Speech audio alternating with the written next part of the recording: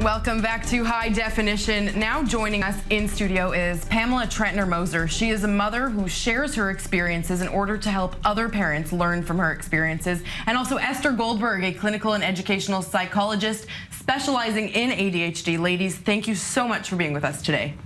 Thank you. Thank you. Now, Esther, I want to start with you.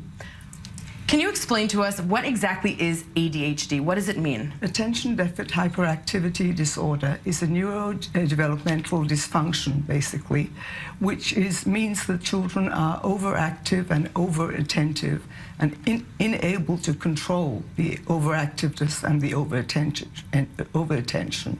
Okay?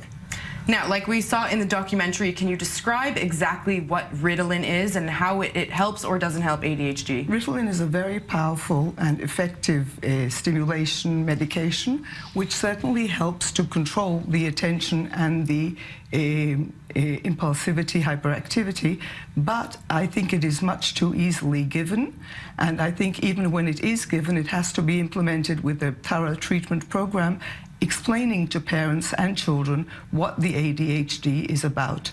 The language of the conventional medicine is unfamiliar with the language of the heart. And I think ADHD has a lot to do with emotional difficulties. The subjective experience of ADHD is misunderstood and leads to a sense of lack of self-esteem and an annoying sense of underachievement in the lives of these people. So I really want to help to understand the emotional experiences and the emotional baggage these children carry with them and confuse their parents and their society around them. Now, for those who don't really have a lot of experience with ADHD, I just would like you to go into a little bit further detail about what these kids are actually feeling. What kind of effects does this have on them? Children who are inattentive have difficulties concentrating and studying and keeping focus at school. They also have difficulty organizing their thoughts into coherent sentences. As a result, they tend to zone out and tend to be underachievers at school, but even in society, they tend to be withdrawn and shy and not talk, not because they're not gregarious, lovely children, but because they have difficulty actually organizing their thoughts, so they prefer to just shut up and keep quiet.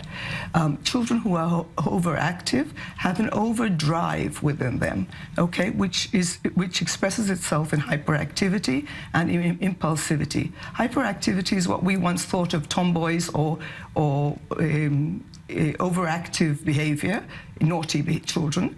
Impulsivity is something which is not acceptable, because these children tend to be impulsive and not control their drive, resulting in aggression. They're not really aggressive children, but the end product is aggression. And this is something schools will not tolerate, okay?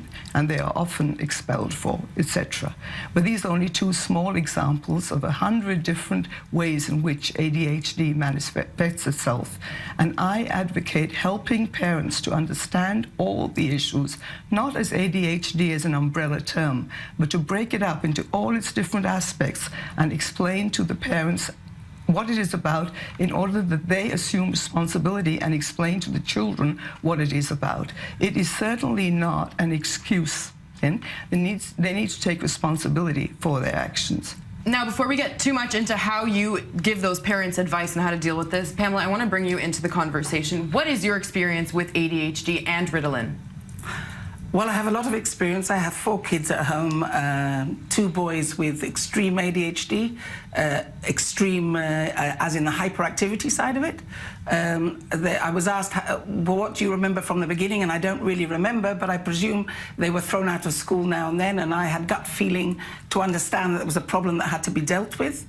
The main problem of the beginnings is that usually not both parents agree with the situation or accept it, and one takes the responsibility and the other one's in denial. And it's very, very important to be consistent, both parents, and a consistent framework of a broad framework with consistent answers to every question. These kids see everything in black and white, and you have to be able to understand them.